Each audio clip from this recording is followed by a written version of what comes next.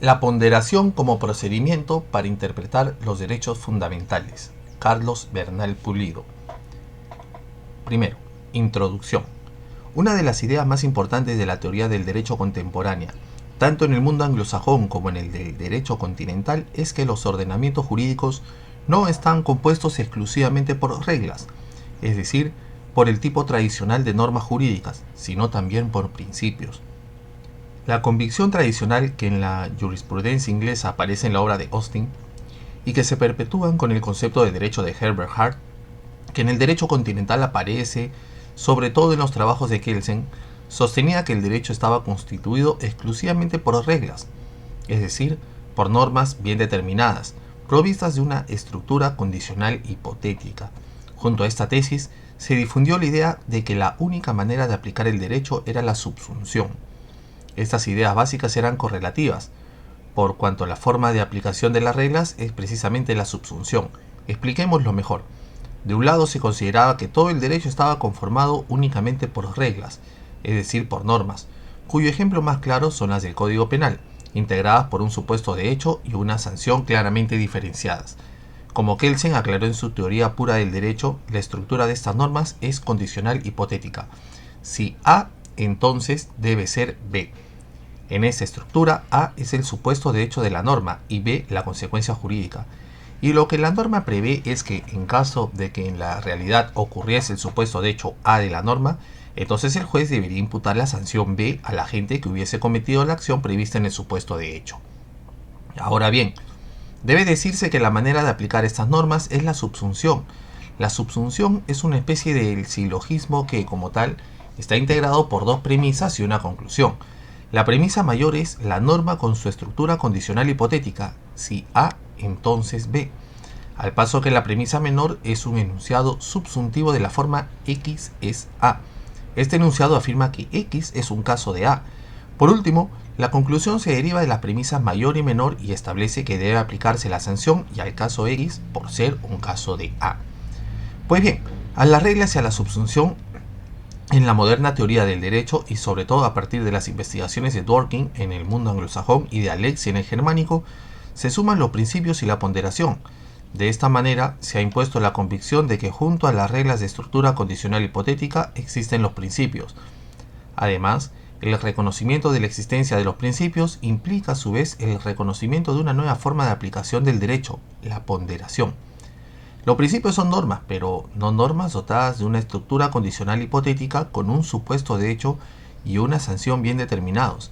Más bien, los principios son mandatos de optimización que ordenan algo que sea realizado en la mayor medida posible, de acuerdo con las posibilidades jurídicas y fácticas que juegan en sentido contrario.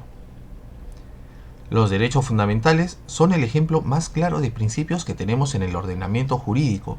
A pesar de que desde sus primeras sentencias la Corte Constitucional haya reconocido que los derechos fundamentales son normas, nadie puede decir que esas normas tienen la estructura condicional hipotética de las reglas. Por su redacción abstracta, estas normas tienen más bien la estructura de los principios que, en cuanto a mandatos de optimización, ordenan que su objeto sea realizado en la mayor medida posible, de acuerdo con las posibilidades jurídicas y fácticas que juegan en sentido contrario. Ahora bien, la ponderación es la manera de aplicar los principios y de resolver las colisiones que puedan presentarse entre ellos, y los principios o razones que jueguen en sentido contrario. La palabra ponderación deriva de la locución latina pondus, que significa peso. Esta referencia etimológica es significativa, porque cuando el juez o el fiscal pondera, su función consiste en pesar o sopesar los principios que concurren al caso concreto, y es que, como dejó claro Ronald Dworkin, los principios están dotados de una propiedad que las reglas no conocen, el peso. Los principios tienen un peso en cada caso concreto, y ponderar consiste en determinar cuál es el peso específico de los principios que entran en colisión. Por ejemplo, cuando la Corte Constitucional aplica los principios constitucionales de protección de la intimidad y del derecho a la información, los pondera para establecer cuál pesa más en el caso concreto. El principio que tenga un peso mayor será aquel que triunfe la ponderación y aquel que determine la solución para el caso concreto. En un caso en el que se trate de la divulgación de una información de interés público, muy probablemente se concluirá que el derecho a la información pesa más que el derecho a la intimidad, y, como consecuencia, deberá considerarse legítima la divulgación de la información.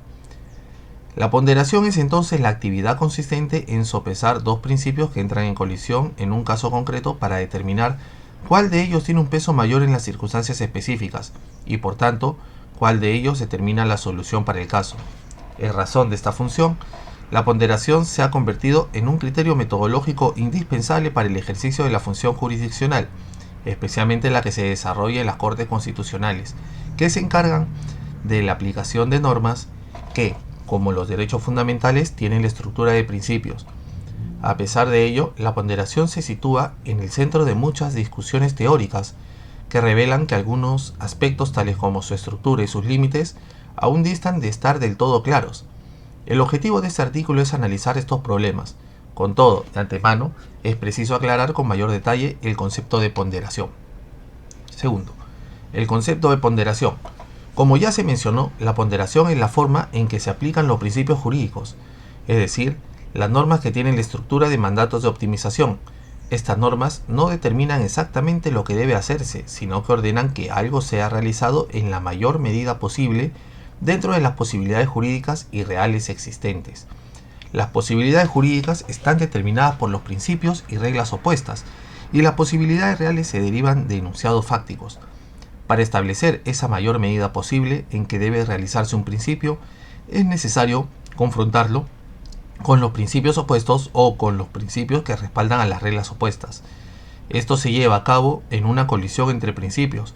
Existe una colisión entre principios cuando en un caso concreto son relevantes dos o más disposiciones jurídicas que fundamentan prima facie dos normas incompatibles entre sí y que pueden ser propuestas como soluciones para el caso. Se presenta una colisión entre principios, por ejemplo, cuando los padres de una niña que profesan el culto evangélico y en razón del respeto a los mandamientos de esta doctrina religiosa, se niegan a llevarla al hospital, a pesar de que corre peligro de muerte. Si referimos este caso al derecho constitucional colombiano, observaremos que las disposiciones de los artículos 19 y 16 de la Constitución, que establecen respectivamente la libertad de cultos y el derecho al libre desarrollo de la personalidad, fundamentan un principio que en la mayor medida posible permite decidir a los padres si, de acuerdo con sus creencias, deben llevar o no a sus hijos al hospital. Este principio entra en colisión con los principios del derecho a la vida y a la salud de la niña, establecido por los artículos 11, 44 y 49 de la Constitución, que ordenan proteger la vida y la salud de los niños en la mayor medida posible. La incompatibilidad normativa se presenta en este caso, porque de los artículos 19 y 16 se deriva que está permitido prima facie a los padres de la niña decidir si la llevan o no al hospital, mientras que de los artículos 11, 44 y 49 se sigue que llevar a la niña al hospital es una conducta ordenada prima facie por los derechos fundamentales. La ponderación es la forma de resolver esta incompatibilidad en normas prima facie.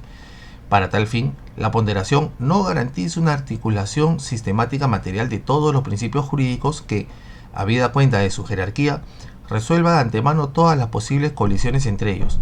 Por el contrario, al igual que el silogismo, la ponderación es sólo una estructura que está compuesta por tres elementos mediante los cuales se puede fundamentar una relación de precedencia condicionada entre los principios en colisión, para así establecer cuál de ellos debe determinar la solución del caso concreto.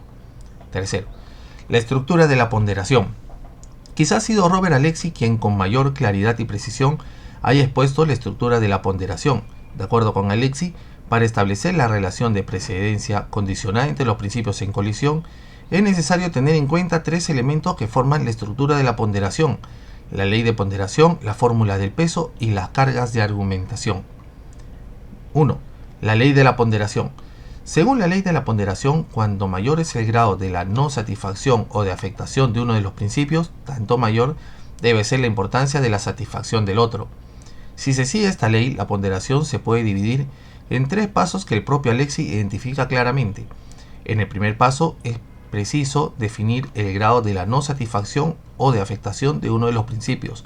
Luego, en un segundo paso, se define la importancia de la satisfacción del principio que juegue en sentido contrario. Finalmente, en un tercer paso, debe definirse si la importancia de la satisfacción del principio contrario justifica la afectación o la no satisfacción del otro.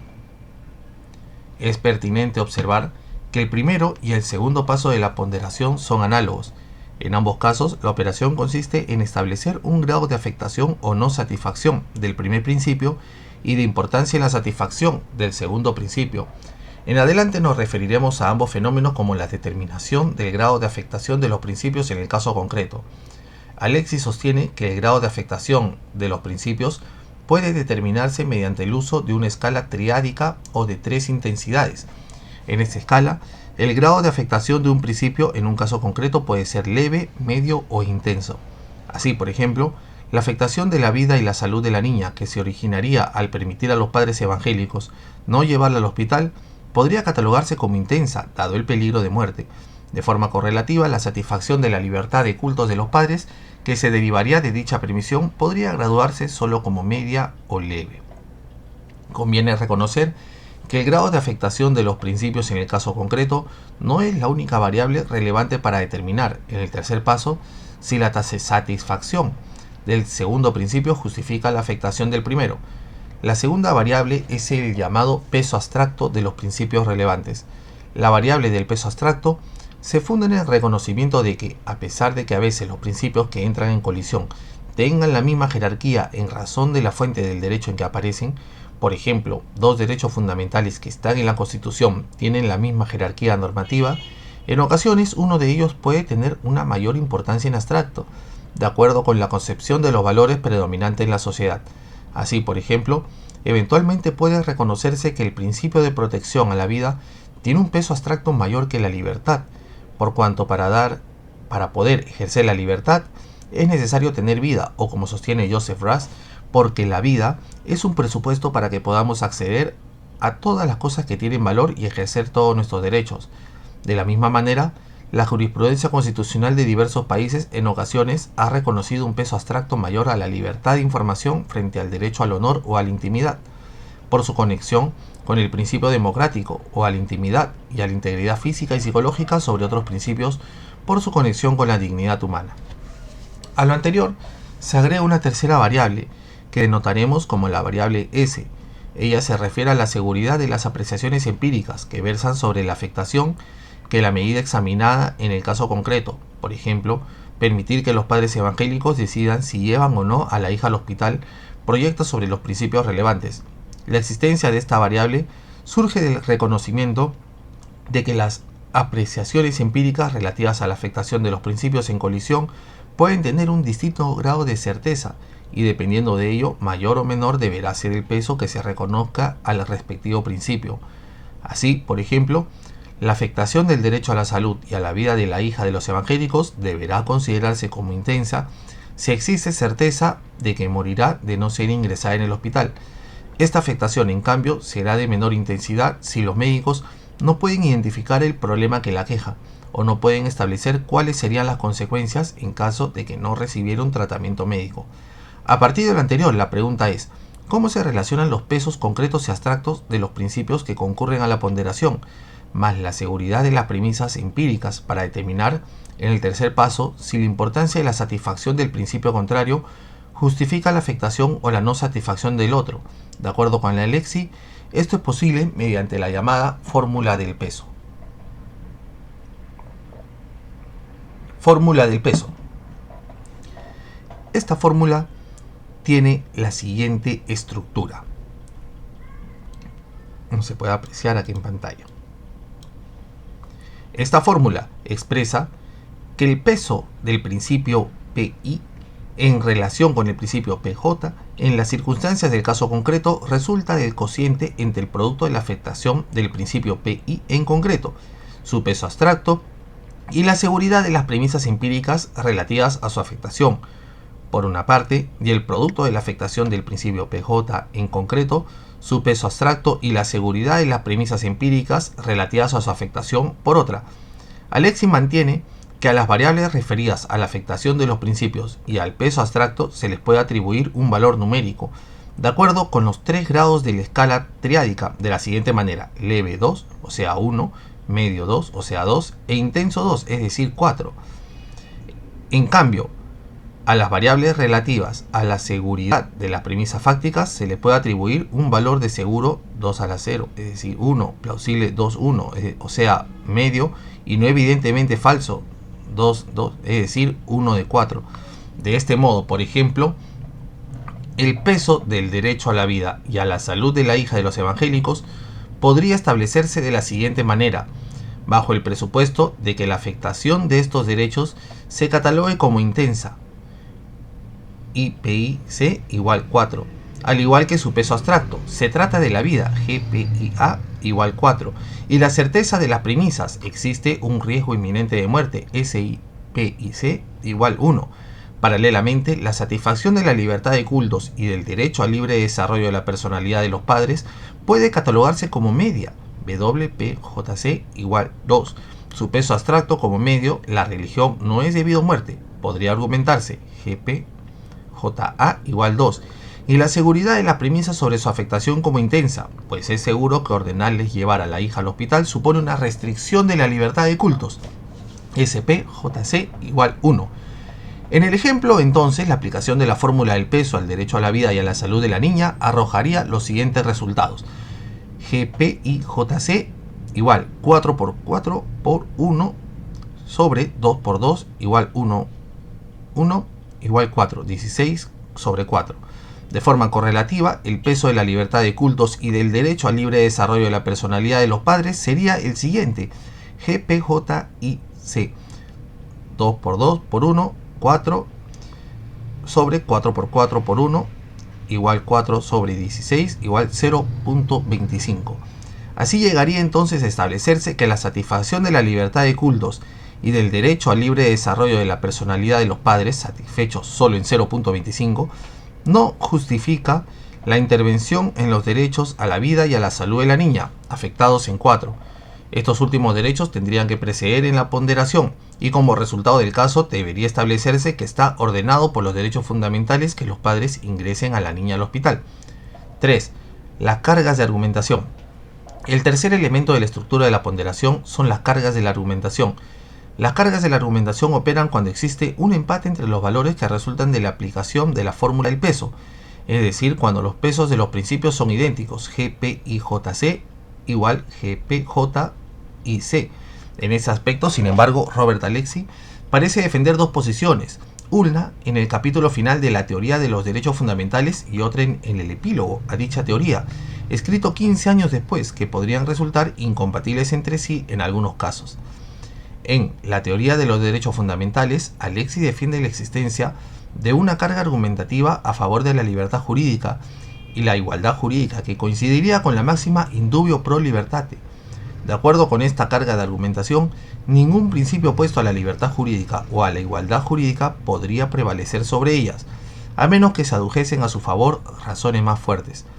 Esto podría interpretarse en el sentido de que en caso de empate, es decir, cuando los principios opuestos a la libertad jurídica o a la igualdad jurídica no tuviesen un peso mayor sino igual, la precedencia debería concederse a estas últimas.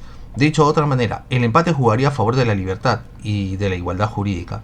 Como consecuencia, si una medida afectara a la libertad o a la igualdad jurídica y los principios que la respaldan no tuviesen un peso mayor que estas, entonces la medida resultaría ser desproporcionada. Y si se tratase de una ley, esta debería ser declarada inconstitucional. No obstante, en el epílogo a la teoría de los derechos fundamentales, Alexy se inclina a favor de una carga de argumentación diferente. En los casos de empate, sostiene, la decisión que se enjuicia aparece como no desproporcionada y por tanto debe ser declarada constitucional. Esto quiere decir que los empates jugarían a favor del acto que se enjuicia, acto que en el control de constitucionalidad de las leyes es precisamente la ley.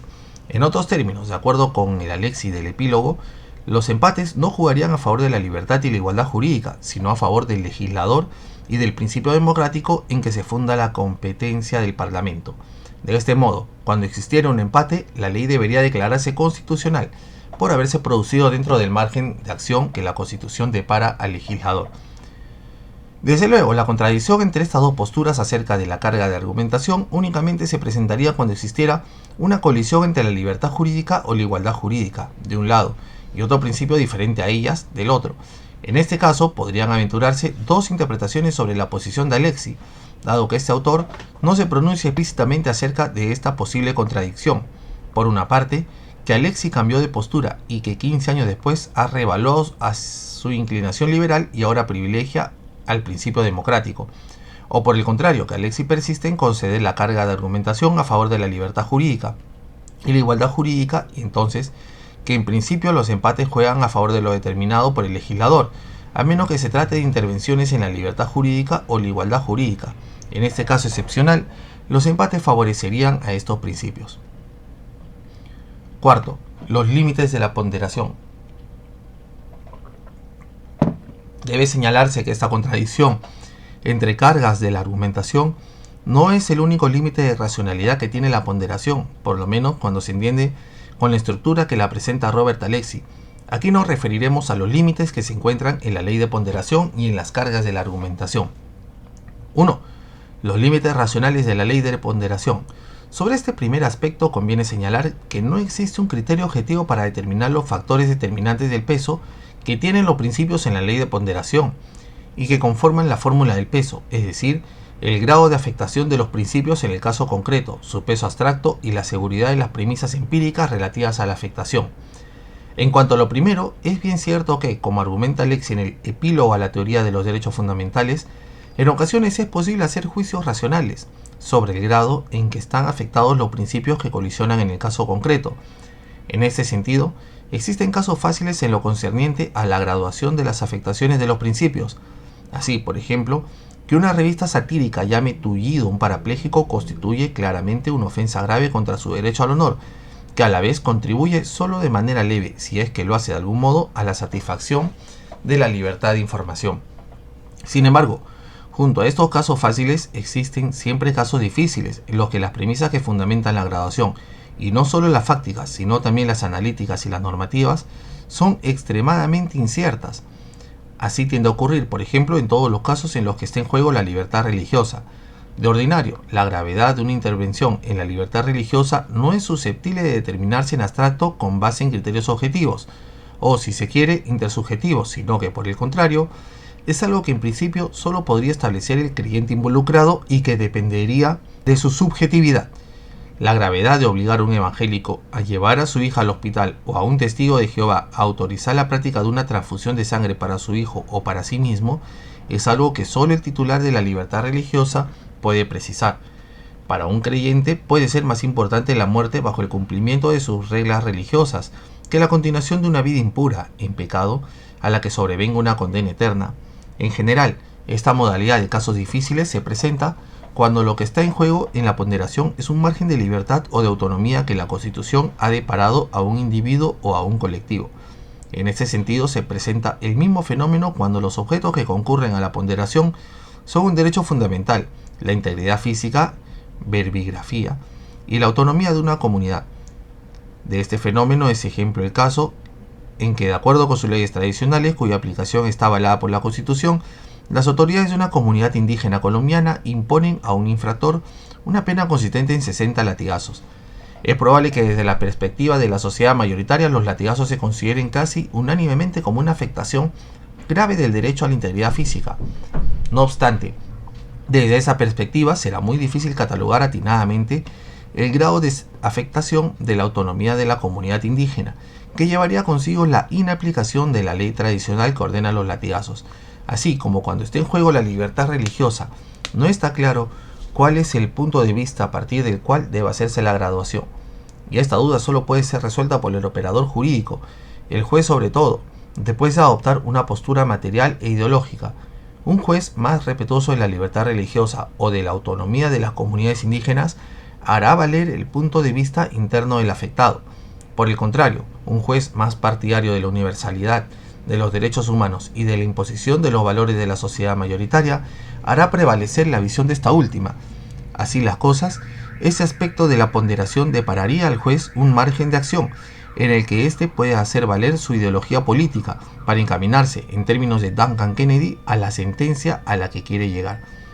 Además de lo anterior, también la ponderación depara un margen de acción al intérprete, cuando existen dudas sobre si un caso es fácil o difícil en cuanto a la graduación de la afectación de los principios.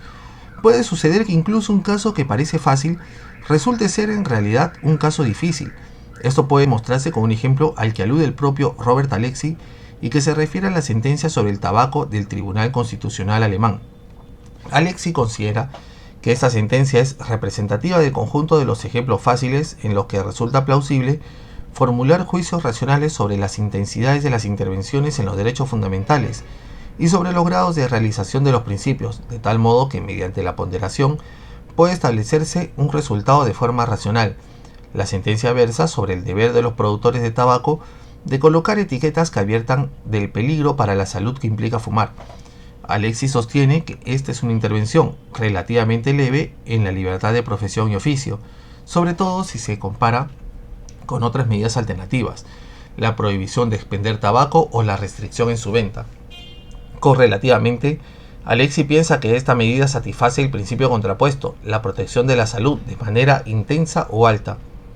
Como argumento señala, el Tribunal Constitucional no debía de exagerar cuando, en su sentencia sobre las advertencias acerca del tabaco, considera cierto, de acuerdo con el estado de los conocimientos de la medicina actual, que fumar origina cáncer, así como enfermedades cardiovasculares. De este modo, la afectación leve de la libertad de profesión y oficio se enfrentaría a una satisfacción intensa del derecho a la salud. Ahora bien, cabe reconocer que esta argumentación de Alexis frente al caso no es la única viable. Por el contrario, existen gradaciones alternativas que podrían llevar a soluciones diferentes. Aquí sobre todo podría tenerse en cuenta que desde el punto de vista fáctico es bien discutible que la obligación de etiquetar la cajetilla de cigarrillos con advertencias sobre los riesgos que fumar ocasiona para la salud puede implicar una satisfacción intensa del derecho a la salud.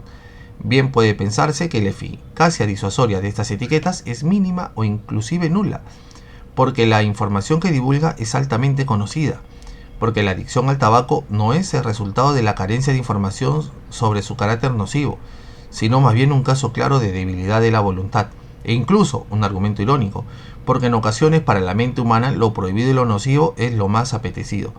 Si se observan las cosas desde esta perspectiva, entonces en lo concerniente al grado en que se satisface el derecho a la salud, puede concluirse que la graduación que Alexis y el Tribunal Constitucional alemán llevan a cabo está errada, o que en este punto se trata de un caso difícil. Ahora bien, esta dificultad para determinar el punto de vista correcto para la graduación de la afectación de los principios y los argumentos correctos en los casos difíciles también se presenta en lo referente a la fijación del peso abstracto y de la seguridad de las premisas relevantes en la ponderación. El peso abstracto es una variable muy singular que remite siempre a consideraciones ideológicas y hace necesaria una toma de postura por parte del intérprete sobre aspectos materiales relativos a la idea de constitución, de Estado y de justicia. Naturalmente, la variable del peso abstracto pierde toda su importancia cuando los principios enfrentados en la ponderación son de la misma índole. Los pesos abstractos se anulan cuando, por ejemplo, se establece una colisión entre un mismo derecho fundamental ejercido por dos titulares diversos, dos grupos políticos contrarios que quieren manifestarse en la misma calle de una ciudad a la misma hora y en el mismo día, y es posible que la manifestación simultánea derive en peleas entre los grupos. Sin embargo, muy por el contrario, los pesos abstractos adquieren gran relieve cuando en la colisión confluyen derechos o principios distintos y presentan características que lleven a atribuirles un peso abstracto mayor o menor. De este modo, es posible otorgar un peso abstracto mayor al derecho a la vida o a los derechos fundamentales que tienen una conexión con el principio democrático, la libertad de información, verbigracia, o con la dignidad humana, el derecho a la intimidad o a la integridad física, o simplemente cuando la propia Constitución lo establece de alguna manera, como cuando el artículo 44 del texto colombiano prescribe que los derechos de los niños prevalecen sobre los derechos de los demás. Correlativamente también puede otorgarse un peso abstracto menor a los principios que colisionan con los derechos fundamentales y que no aparecen en la Constitución, sino que han sido establecidos por el legislador dentro de su margen para la determinación de fines y están respaldados en última instancia por el principio democrático.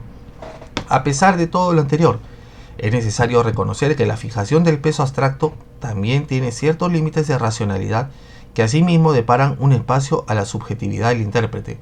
Bien difícil resulta establecer una completa graduación preestablecida de pesos abstractos que se formule en términos de la escala triádica. Es posible que la idea de que el derecho a la vida tenga el valor más elevado no consiste en ningún desacuerdo, pero a partir de ahí, ¿cuál es el valor que debe otorgarse a los derechos que están vinculados con el principio democrático o con la dignidad humana? Y además, ¿ese valor debe ser igual para todos los derechos o puede cambiar de acuerdo con lo estrecho o laxo del nexo que esos derechos tengan con dichos principios? ¿Tendría entonces la libertad de información el mismo peso abstracto que la vida, o debe estimarse que tiene solo un peso abstracto medio? Estas dificultades surgen porque la graduación del peso abstracto en el marco de la escala triádica pasa por el mismo problema que presenta la construcción del llamado por Buckingford orden fundamental, en el que la Constitución aparece como una detallada escala jerárquica de todos los derechos y principios existentes, aunque la graduación del peso abstracto es menos compleja, porque no exige la construcción de una detallada jerarquía ordinal, sino solo la clasificación de los principios en 3 rangos de peso. En esta operación no deja de ser fundamental la influencia de la ideología del intérprete. De este modo, un juez más individualista otorgará la libertad general de acción, y a las libertades específicas el peso abstracto más alto, y a los principios que tengan que ver con la colectividad un peso menor. Lo contrario hará un juez que actúe bajo el prurito de lograr la construcción, la integración y la defensa de la comunidad.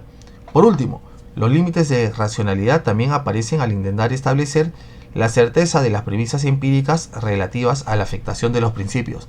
Como hemos expuesto en otro lugar, desde el punto de vista empírico, la afectación de un principio depende de la mayor o menor eficacia, rapidez, probabilidad, alcance y duración de la intervención que en él implique la medida enjuiciada en la ponderación. De esta manera, la afectación negativa y la satisfacción de los principios será mayor cuanta mayor eficacia, rapidez, probabilidad, alcance y duración ostente la medida examinada. En este punto, las posibilidades de racionalidad están limitadas, en primer lugar, en razón de la dificultad para establecer la certeza de las premisas empíricas desde todas esas perspectivas. Esto a su vez, porque los conocimientos empíricos del intérprete también son limitados. Al mismo tiempo, y en segundo lugar, las limitaciones surgen de la complejidad que resulta al combinar las variables. ¿Cómo debe catalogarse, por ejemplo, la certeza de una premisa empírica cuya eficacia puede establecerse de forma plausible? 1 sobre 2. Su rapidez de manera no evidentemente falsa, 1 sobre 4. Su probabilidad segura, 1. Su alcance plausible, 1 sobre 2. Y su duración segura, 1. Y correlativamente será mayor esa certeza si a las mismas variables se les atribuyen los mismos valores de seguridad pero en un orden distinto. Eficacia 1 de 4, rapidez 1, probabilidad 1 de 2, alcance 1 y duración 1 de 2. En fin, ¿cuál de estas variables es más determinante de la certeza en definitiva? A partir de ello, solo puede concluirse que sobre este aspecto el intérprete también dispone de un margen irreducible de subjetividad, en el que puede hacer valer sus apreciaciones empíricas sobre las circunstancias en que se desarrolla la ponderación. 2. Los límites de racionalidad en las cargas de la argumentación. Como antes observamos la contradicción entre las cargas de argumentación indubio pro libertate e indubio pro legislatore, también constituye un límite a la racionalidad de la ponderación que depara al intérprete un margen de subjetividad. La aplicación de una u otra carga depende de la postura ideológica del juez. Un juez que quiera dar prevalencia al principio democrático operará siempre con el indubio pro legislatore, y de este modo concederá al Parlamento la posibilidad de equilibrar los principios en conflicto mediante un empate entre sus pesos específicos. Por el contrario, un juez liberal se servirá en todo caso del indubio pro libertate y declarará desproporcionadas aquellas medidas que no consigan favorecer al principio que constituye su finalidad, en un grado mayor a aquel en que se afecta la igualdad jurídica o la libertad jurídica. Esta igualdad y esta libertad, aducirá, son los pilares del Estado de Derecho, y su sacrificio solo se justifica cuando se obtienen beneficios mayores. Finalmente, es posible que el juez defienda soluciones matizadas que combinen la aplicación de una u otra carga argumentativa o que sea el resultado de una ponderación entre ellas. Así entonces podría aplicarse el indubio pro legislatore para las medidas ordinarias de afectación de los derechos fundamentales y reservar el indubio pro libertate para las medidas que en el caso concreto afecten intensamente a la igualdad jurídica o a la libertad jurídica. O también se podría considerar la aplicación del indubio pro libertate como la regla general y destinar el indubio pro legislatore a áreas en las que el Parlamento tiene un margen de acción más amplio en razón de la materia, como en la política económica o la política criminal. No parece desatinado sostener que una constitución abierta permitiría cualquiera de estas posibilidades, porque contiene al mismo tiempo los principios, a veces contrarios entre sí, de la democracia y la libertad, de la igualdad jurídica y la igualdad fáctica, de la construcción de la comunidad y el respeto a la órbita individual. Quinto, conclusión. Todo lo anterior muestra que la ponderación no es un procedimiento algorítmico que por sí mismo garantice la obtención de una única respuesta correcta en todos los casos. Por el contrario, tiene diversos límites de racionalidad que deparan al intérprete un irreducible margen de acción, en el que puede hacer valer su ideología y sus propias valoraciones. Sin embargo, el hecho de que la racionalidad que ofrece la ponderación tenga límites no le enajena su valor metodológico, así como en la circunstancia de que el silogismo no garantice la verdad de las premisas mayor y menor. Tampoco le resta por completo su utilidad. La ponderación representa un procedimiento claro, incluso respecto de sus propios límites. Si bien no puede reducir la subjetividad del intérprete, en ella sí puede fijarse cuál es el espacio en donde yace esta subjetividad, cuál es el margen para las valoraciones del juez y cómo dichas valoraciones constituyen también un elemento para fundamentar las decisiones. La ponderación se rige por ciertas reglas que admiten una aplicación racional, pero que de ninguna manera pueden reducir la influencia de la subjetividad del juez en la decisión y su fundamentación. La graduación de la afectación de los principios, la determinación de su peso abstracto y de la certeza de las premisas empíricas y la elección de la carga de la argumentación apropiada para el caso conforman el campo en el que se mueve dicha subjetividad.